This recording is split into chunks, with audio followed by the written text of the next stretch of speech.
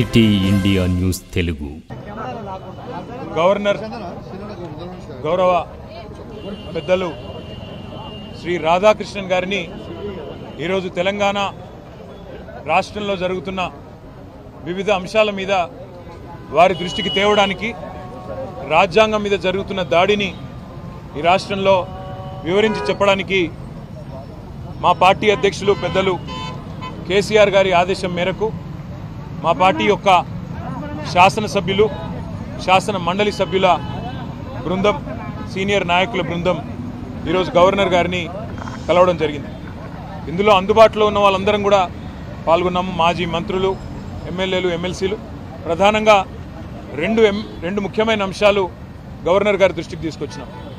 అందులో మొదటిది, రాష్ట్రంలోని నిరుద్యోగ యువత, రాష్ట్రంలోని విద్యార్థులకు కాంగ్రెస్ పార్టీ ప్రస్తుత ముఖ్యమంత్రి రేవంత్ రెడ్డి గారు కానీ, అదేవిధంగా ఈరోజు పార్లమెంట్లో ప్రతిపక్ష నాయకుడు రాహుల్ గాంధీ గారు కానీ ఆనాడు ప్రతిపక్షంలో ఉన్నప్పుడు ఏమేం హామీలు ఇచ్చినారు, ఏ రకంగా వాటిని వాళ్ళ తుంగలో దొక్కుతూ అప్రజాస్వామికంగా విద్యార్థుల మీద దాడులు, నిర్బంధాలు, కేసులు, న్యాయం అడిగిన విద్యార్థుల మీద లాఠీలు విరగొడుతూ ఒక భయానకమైన వాతావరణం.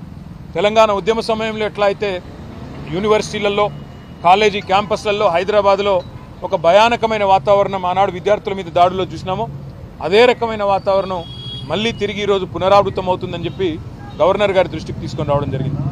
ముఖ్యంగా గవర్నర్ గారికి చెప్పింది ఏమంటే, మొదటి సంవత్సరంలోనే, ప్రభుత్వం ఏర్పడ్డ మొదటి సంవత్సరంలోనే 2 లక్షల ఉద్యోగాలు ఇస్తామన్న రాహుల్ గాంధీ గారి మాట, జాబ్ క్యాలెండర్ అని చెప్పి పత్రికల్లో పుంకాలుగా ఫ్రంట్ పేజీల్లో ఇచ్చిన అడ్వర్టైజ్మెంట్లు, ఇవన్నీ కూడా వారి దృష్టికి తీసుకొచ్చినాం.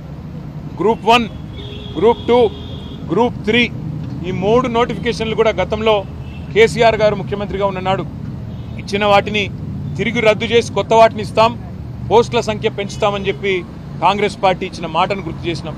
దాంతోపాటు జాబ్ క్యాలెండర్ ఇంతవరకు నిలబెట్టుకోలేదు, ఒక్క నోటిఫికేషన్ కూడా ఇవ్వలేదు అనే మాట కూడా గవర్నర్ గారి దృష్టికి తీసుకొచ్చినాం. దాంతోపాటు మెగా డిఎస్సి అన్నారు, అది కూడా చేయలేదు.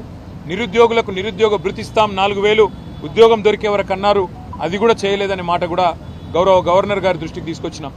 అన్నిటికీ మించి సిటీ సెంట్రల్ లైబ్రరీలో ఉన్న చదువుకుంటున్న విద్యార్థులను బయటికి ఇడ్చుకొని రావడం, ఉస్మానియా యూనివర్సిటీ హాస్టల్లో ఉన్న విద్యార్థులను ఇవాళ వారి మీద దాడులు చేసి మరి పోలీసులు అప్రజాస్వామికంగా వ్యవహరించడం, ఇవన్నీ కూడా గవర్నర్ గారి దృష్టికి చాలా వివరంగా మేమందరం కూడా వివరించి చెప్పడం జరిగింది.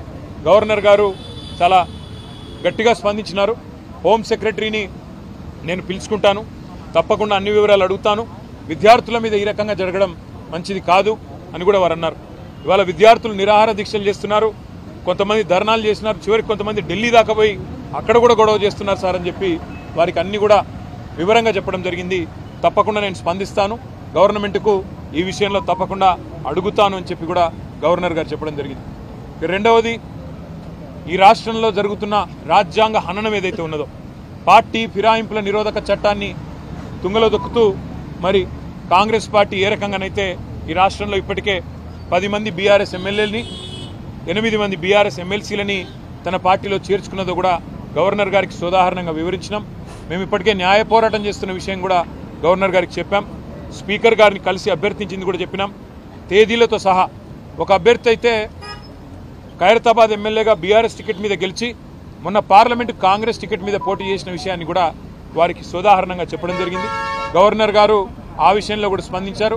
తప్పకుండా నేను గవర్నమెంట్కు, ముఖ్యంగా ఇక్కడ ప్రస్తుతం ఉన్న అధికారులకి, స్పీకర్ గారికి కూడా నేను విషయం తెలుసుకొని నా పరిధిలో ఉన్నంత వరకు న్యాయం చేసే ప్రయత్నం చేస్తానని చెప్పి వారు చెప్పడం జరిగింది. తప్పకుండా గవర్నర్ గారు మరి ఈ 2 విషయాల్లో, ముఖ్యంగా నిరుద్యోగ యువత విషయంలో తను స్పందించిన తీరును మేము అభినందిస్తూ ఉన్నాం, స్వాగతిస్తూ ఉన్నాం. తప్పకుండా వెంటనే హోమ్ సెక్రటరీని కూడా పిలుస్తానని కూడా చెప్పారు. చివరిగా ప్రోటోకాల్ విషయంలో కూడా జరుగుతున్న ఉల్లంఘనలు, మా ఎమ్మెల్యేలకు, ఎమ్మెల్సీలకు జరుగుతున్న అగౌరవం, అధికారులు వ్యవహరిస్తున్న తీరు, ప్రభుత్వ నిర్వాహకాన్ని కూడా చాలా వివరంగా గవర్నర్ గారికి చెప్పినాము. గవర్నర్ గారు ఈ విషయంలో నేను ఒక లేఖ రాస్తాను ప్రభుత్వానికి, తప్పకుండా ఎవరి మర్యాద అయినా కాపాడవలసిన బాధ్యత డెమోక్రాటిక్గా, ఎవరు గెలిచినా ప్రజాప్రతినిధి, వారి గౌరవానికి భంగం వాటిల్లితే మంచిది కాదు, నేను ఒక ఉత్తరం కూడా రాస్తాను రాష్ట్ర ప్రభుత్వానికి అని చెప్పారు.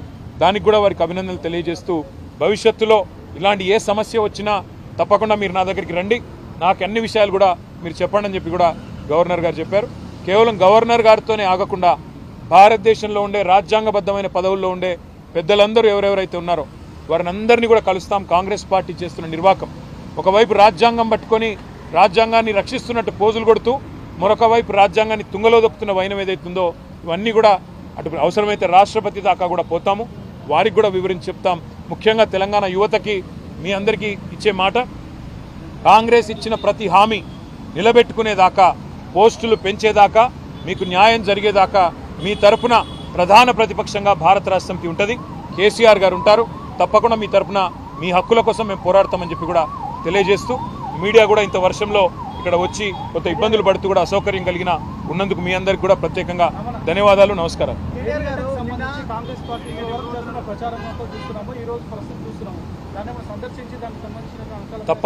తప్పకుండా ఆలోచన చేస్తూ ఉన్నాము. మేడిగడ్డ కొట్టుకుపోయిందని, కాళేశ్వరంలో లక్షల కోట్లు గంగపాలైందని చెప్పి చిల్లర మల్లర మాటలు మాట్లాడిన కాంగ్రెస్ పార్టీ ఏదైతే ఉందో ఇవాళ సిగ్గుతో తలదించుకోక తప్పదు.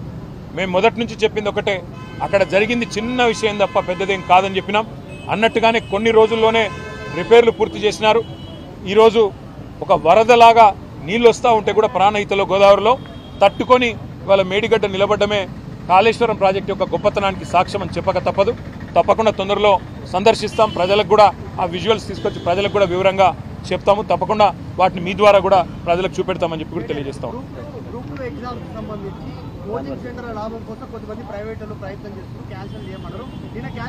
ఇప్పుడు రేవంత్ రెడ్డి గారు మొన్న ఒక మాట అన్నారు, నెలకు 100 కోట్లు లాభం వస్తుంది కోచింగ్ సెంటర్లకు ఉద్యోగాలు వాయిదా వేస్తే అన్నారు. మరి ఇప్పుడు 4 నెలలు వాయిదా వేశారు. మరి 400 కోట్లు ఆయన చెప్పిన ప్రకారం 400 కోట్లు మరి లాభం వచ్చింది అనుకుందాం. మరి అందులో ఏమైనా వాటాలు ముట్టినాయేమో కాంగ్రెస్